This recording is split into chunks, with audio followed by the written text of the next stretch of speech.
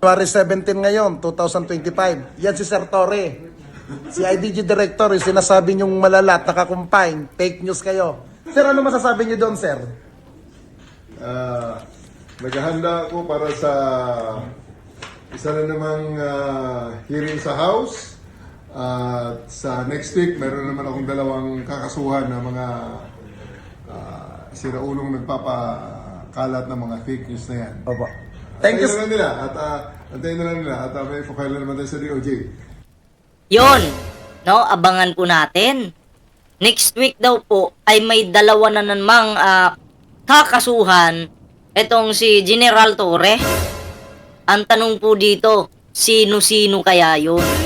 Okay, hindi naman po na-mention dyan ni Nicolas Torre po, no? Kung sino-sino yung mga kakasuhan. Pero alam po natin kung sino yung mga nagpakalat ng fake news. Yung isa nga doon po ay si Jason Za. Yung isa, nakalimutan ko yung pangalan. Pero na-content na po natin yan. Okay? So maghanda-handa, no? Itong mga kulangot na mga fake news na to. No? Kasi siguradong may kalalagyan po talaga, no? Oo, maghanda na lang po kayo, ha? Oo, wag kayong iiyak. Wag kayong pa-victim.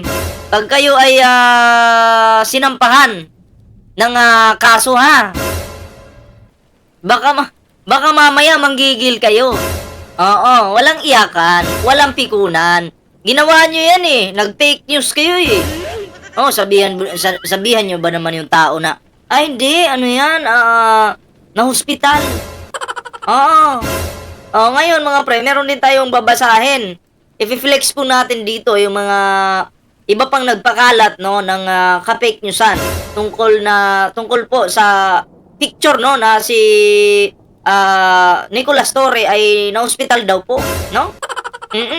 So yun po, no, ang ipapakita ko po ngayon sa inyo, pero bago po yan, ayan na, kung hindi ka pa po nakasubscribe sa ating YouTube channel, huwag kalimutang mag-subscribe, share this video, and syempre mga pre, meron po tayong dito, TikTok, Facebook, ayan ha.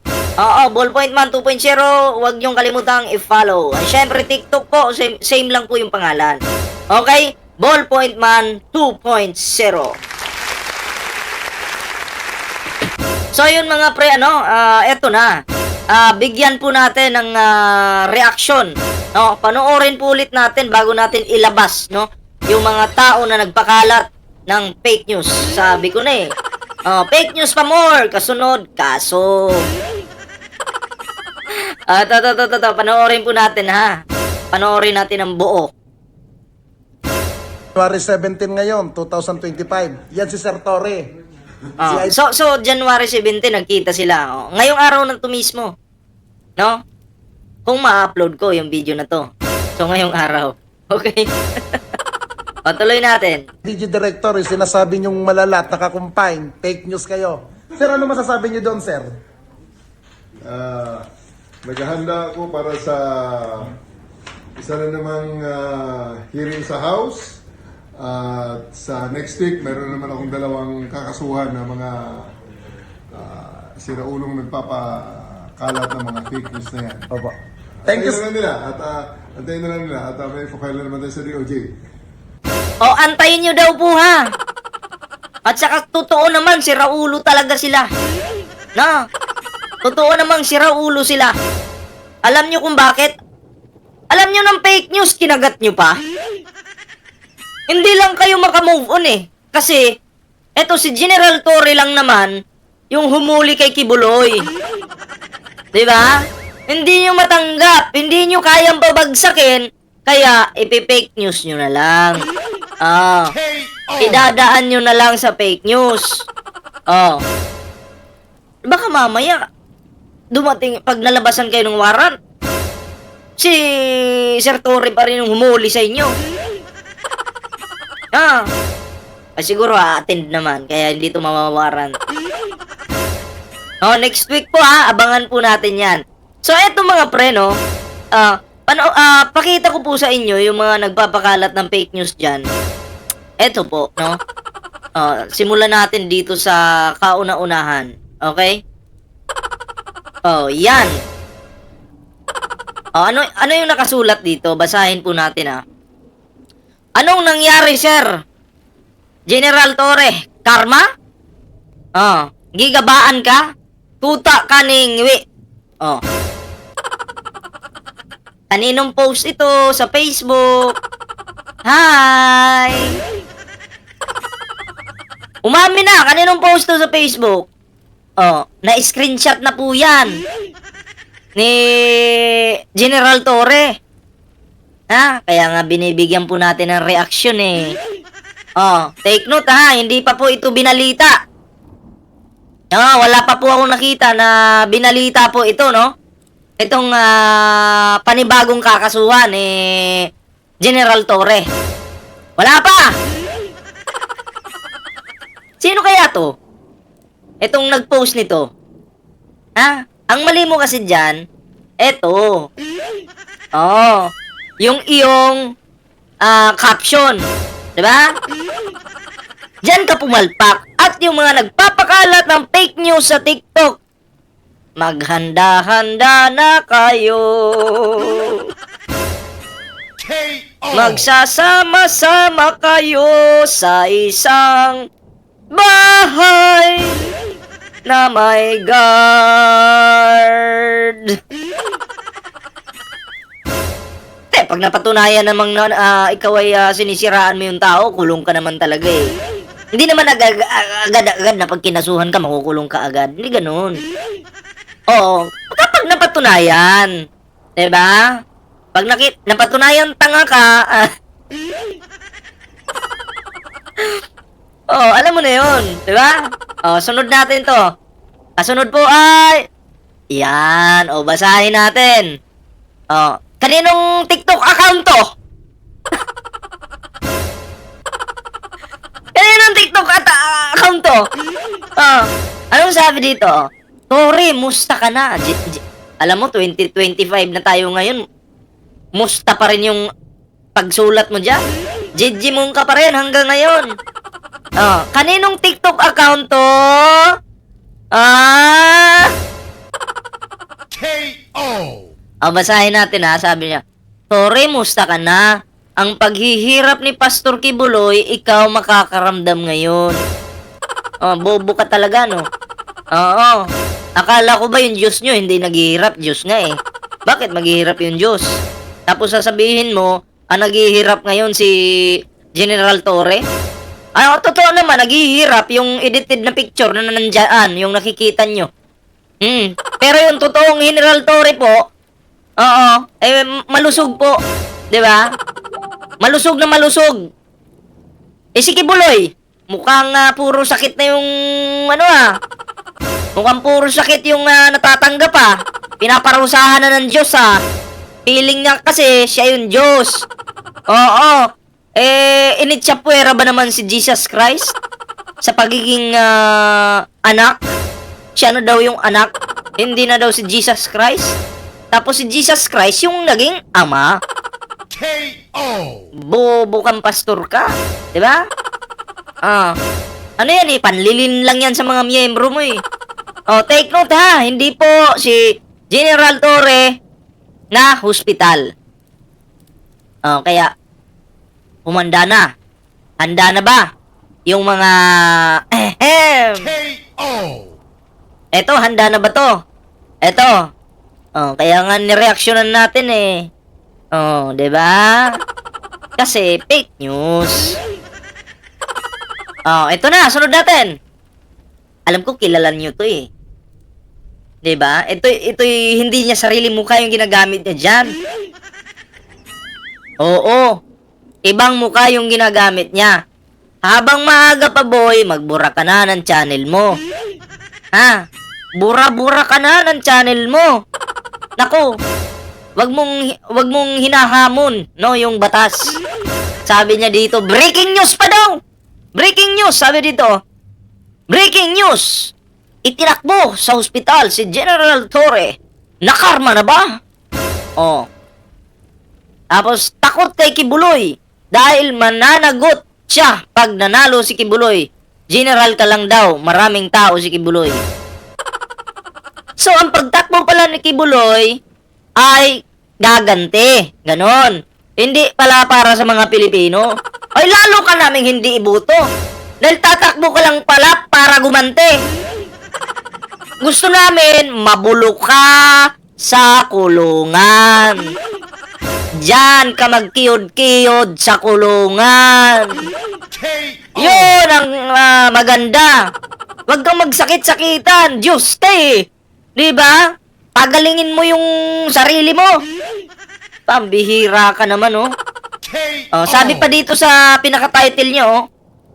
Kakapasok lang. Totoo kaya, General Torre, tinakbo sa ospital. Kinarma na. VP Sara. Oh, mga ganun mga title ba? Oh, pang ano lang, pang abnormal. KO.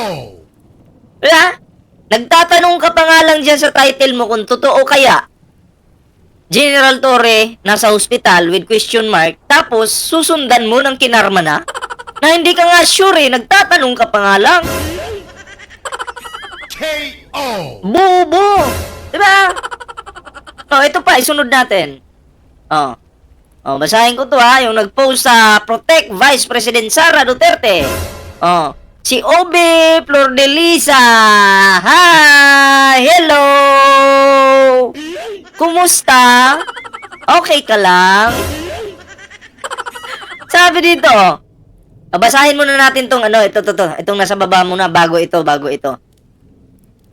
Oh, ito na lang, nasa taas. Basahin muna natin. Sabi niya, naalala niyo sa QOGC, sinabi ni Torre, may heartbeat si Pastor Kibuloy sa ilalim ng compound ni Pastor. Yan siya na nagkasakit ng heartbeat ngayon. Heartbeat. Oh, tingnan mo. Hindi mo na tiningnan, hindi mo niya inalam kung totoo ba yung mga kumakalat na mga ganitong larawan. Bobo eh. Tumandang bobo. Di marunong mag-imbestiga. Oo. Dahil sa kabubuhan mo, mukhang kasali to. Naku po. Maganda-handa ka na. Yung iba pa naman sa inyo, patay gutom. Oh. Walang pang lawyer. Diba? KO. Patay gutom. Eh, kaya nga sabi nila, paninisi na lang sa gobyerno eh. Yung nagagawa. Kasi yung iba, bayaran din eh. Oh. Lagot ka ngayon. Grabe yung emoji niya dyan, oh. Ayan, oh. Tuwan-tuwang gaga. KO. Oh. Maghanda ka na. KO. Oo, sana makatulog ka na mahimbing, no? O, sabi naman dito sa picture, basahin natin, oh. Bakit dinala pa to sa ospital? Pwede naman dito sa morgue namin. Oh, update nyo lang kami pag susunduin na namin si General Torre. Kawawa naman ito, no? Oo. Mukhang nagkakaroon to ng libreng bahay eh. Oo. Ako po, grabe yung gigil ni kay General Torre. Alam nyo kasi, bakit gigil po itong mga to kay General Torre? Kasi, ulit-ulit kong sinasabi, si General Torre lang naman po ang humuli sa kanilang Diyos. Pinuntahan mismo sa Davao yung kanilang Diyos. Hindi nakapurma yung kanilang Diyos. Na kumikiyod-kiyod. KO. Oh, mga TikTokeristis. Oh, handa na kayo. Handa na ba kayo? Ha? Oh, pero sa ngayon pa naman, ang sabi po ni General Torre, no?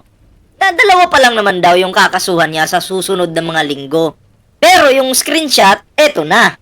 Malay natin, madagdagan pa. KO. Wag niyo pong papalagpasin ha, yung mga fake news.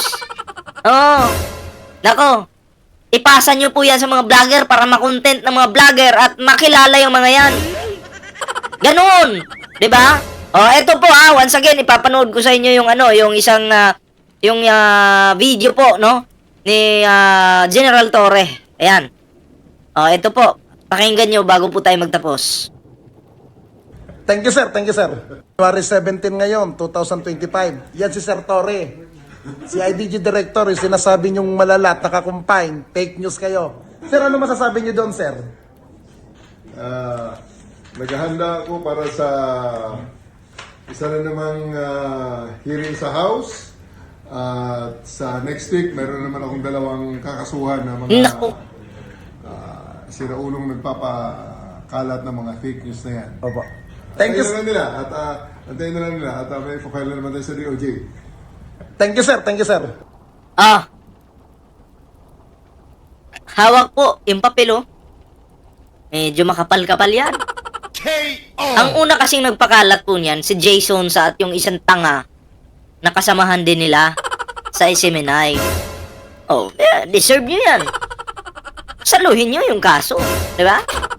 And then, yung mga nag-share po, damay po yan. Diba? KO. Kasi pag fake news yung isang balita, tapos share mo pa, tapos dinagdagan mo pa ng caption mo na pantanga, alam mo na, saan ka babagsak? Damay ka, syempre! KO. Diba? So, yun lang po yung ating ngayon, yung ating reaction. Okay, kita-kits po tayo bukas, ha? And then, good luck! Good luck sa mga makakasuhan ni General Torre. No? And then, magdasal na lang kayo kay Kibuloy. Malay nyo, yung dasal nyo makarating doon sa kulungan. Kasi, yun naman yung Diyos nyo, eh. Oh, ang Diyos ng mga manyakis ay isang manyakis din. Ganun po yan. So, yun lang po, no, yung ating video ngayon. At syempre, bago po tayo magtapos, meron po tayong Facebook page po dito, Ballpoint Man 2.0. And syempre, mga pre, no, meron po tayong TikTok, Ballpoint Man 2.0. And syempre, pag hindi ka pa nakasubscribe sa ating YouTube channel na to, abay, wag mo nang palagpasin. Mag-subscribe ka na agad. Okay? Ayan. So, sa pagkakaalam ko, ang balita pong ito ay, ang video pong ito ay hindi pa po ibinabalita sa mainstream media. No? Kasi si pa lang niyan, si Nino Barsaga. Binisita po si General Torre, no? So, yun, no? Good luck! At share this video, like this video, mga pre. Maraming salamat po sa mga bago nating subscriber dyan. Ingat po, kita-kits po sa susunod nating video.